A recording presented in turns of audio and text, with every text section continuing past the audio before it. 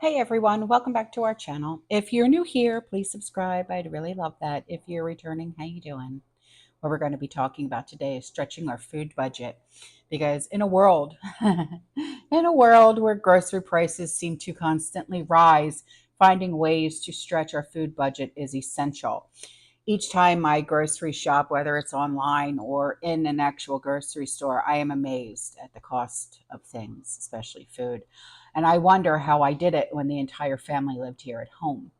And how do large families, particularly those with growing teenagers, can afford to feed their crew? I have some tips and tricks to share with you on how to stretch your budget. One of the most effective ways to make your food last longer is through meal planning and batch cooking. Be like by preparing larger quantities of meals and portioning them out for the entire week. You not only save time but also reduce the likelihood of impulse spending on takeout, which was always a huge problem for us. This is the one thing that I did when my kids and my grandkids were living here with us, and it saved me on time, and honestly, it saved my sanity. Yeah. When you plan your next food shopping trip, take time to prepare a weekly menu plan. And then purchase only those items that you need to prepare the meals that are outlined in your menu. Like, say you do Meatless Monday, you do Taco Tuesday. On Wednesday, you do, I don't know, throw something at me for Wednesday. Meatloaf, chicken, okay, and then Thursday you do Chinese food. Friday you make your own pizzas, that type of thing, okay. It's a given that you're going to want to purchase things that your family enjoys, okay, like their favorite snacks, ice cream, but most people steer clear of various items that are based on texture, flavor, and also allergy issues as well. The menu plan helps you avoid impulse buying, okay, which I know a lot of us, especially me, we have these issues, and those impulse purchases often cost more money. So the next thing I still do is I embrace those leftovers. And even though Sean hates it, I don't care. So leftovers, they often get a bad rap, but they can be budget conscious, and they are my best friend. So get creative with repurposing your leftovers into new and exciting dishes, preventing food waste and saving money in the process. As you plan your meals, try to adjust the volume of items prepared to match who will be eating what. It can become a guessing game, and I get that. But over time, you learn what foods are liked most, what's going to get eaten first, what's not going to get touched, and you can place any leftover items in containers that fit in your fridge, your freezer for later. You can also plan to use those foods in an entree that allows for a combination of items like stir fries, right? Now I want to talk about buying in bulk. I still buy in bulk, and I think it's one of the best ways to stretch your budget, especially if you have a large family. Even if it's only the two of you, still buy in bulk, okay? Why? Because the thing that I always buy in bulk is meats, okay? And I will buy the big rolls of the ground meat and the pork sirloins, okay, the loins, and I'll chop those up, and I cut my own pork chocks and stuff like that, and I can, those big pork loins, and I can literally get 10 meals for just me and Sean out of that. Okay, sometimes even more, all depending on the thick cut of your pork chops. With the ground meat, because no longer are the days that we need an entire pound of ground beef for a recipe. So I do half pounds now. So now I get 20 meals out of that, right? So now and with chicken, I never bought chicken breast anyway. I always do chicken thighs. It's just better tasting, in my opinion.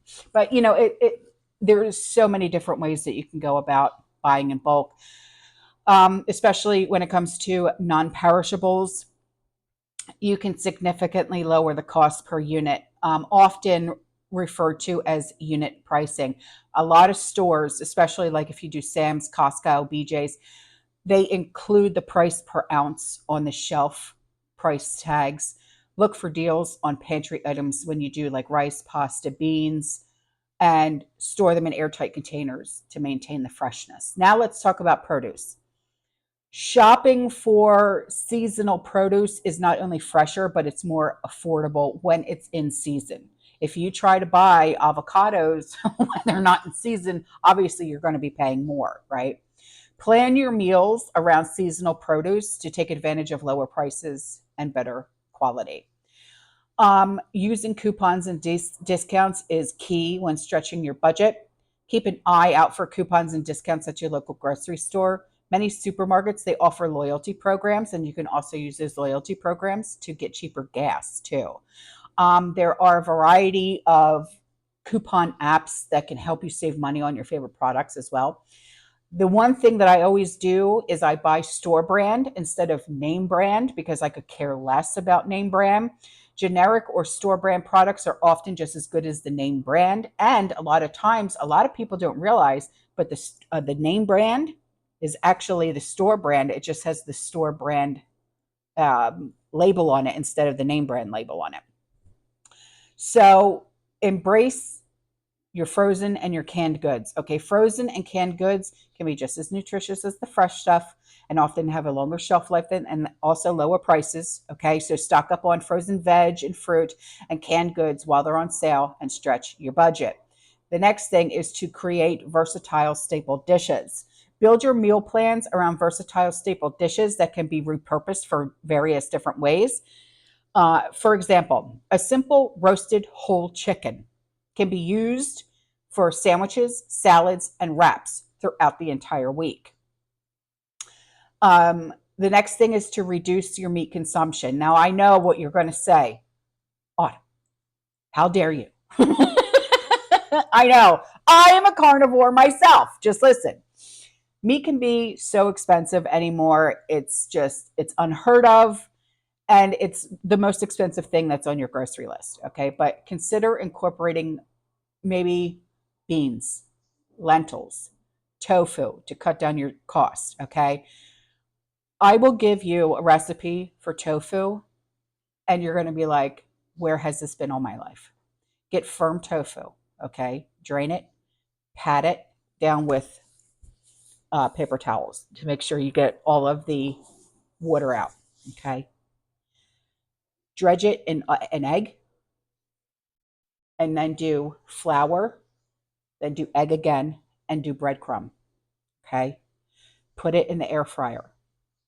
Then, when it's done, put it in buffalo sauce and then dip it in either ranch or blue cheese dressing. You're going to think that you're eating boneless chicken wings. Swear.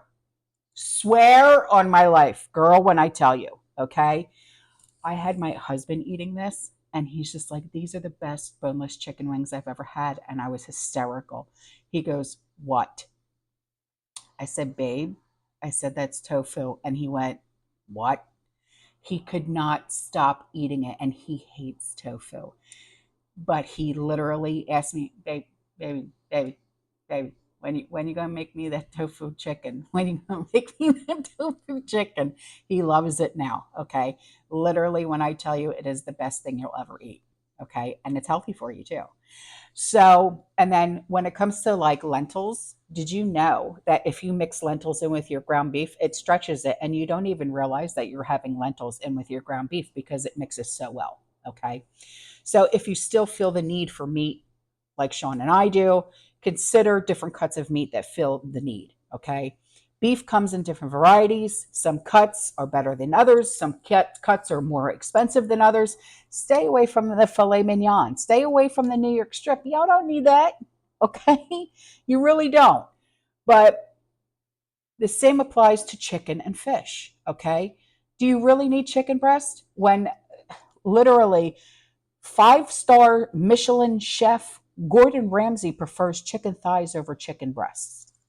Need I say more? Okay. It's juicier, it's tastier, I mean, hello. I stick with the chicken thighs, just saying. But buy whole chickens, okay? Because you can literally get, if it's only for two of you can get 3 meals out of a whole chicken, okay? I've done it. Jeez, trust me, I know. Also, pork is a good price, and that can substitute as well. Next thing is shopping at discount stores. There are actually discount grocery stores, and I actually found one that's close to me, and I am so stoked I'm going there tomorrow. So explore discount stores, warehouse clubs for budget friendly options. You can also buy bulk there at some of these discount grocery stores. Make homemade snick snacks. Prepackaged snacks can be costly. We all know this. So instead, let's start making our homemade snick snacks, okay? Like trail mix, like granola bars, peanut butter, and jellies and jams, popcorns. Not only is it more economical, but you also have control over your ingredients, right on? Now let's talk about preservation. Preserving and fermenting foods are excellent ways to extend their shelf life. Experimenting with picklings and making jams and jellies, fermenting your sauerkraut to add flavor and longevity to your pantry. Now let's talk about portion sizing. Be mindful of your portion sizing to avoid overeating and wasting food. Invest in reusable containers to store your leftovers. Make it easy to portion out meals for the following day or even for the entire week. Okay. Shop online for deals. If you shop on Amazon, you know that August and Farms always has amazing deals. I just bought shredded potatoes for the number 10 cans for $8. I've never seen it that cheap before. Okay. So I bought and I bought and I bought and I bought. Okay. So take advantage of those deals when you see them. The next thing is cooking from scratch. You know, there ain't nothing better tasting than cooking from scratch. Okay. Need I say more? I didn't think so. So the last thing is plan for leftover ingredients. When planning meals, consider to use up all of the ingredients in the fridge to minimize waste. For example, if a recipe calls for half a can of tomatoes, plan another dish that reutilizes the remaining part of those tomatoes. Okay. Don't just leave them in there until they become disgusting and there's mold growing on them. Okay. And then you got to throw them out on trash day. All right, guys. I'm out of here. I will see you in the next one. You stay safe, you stay positive, you keep prepping. And as always, fear less. Ciao.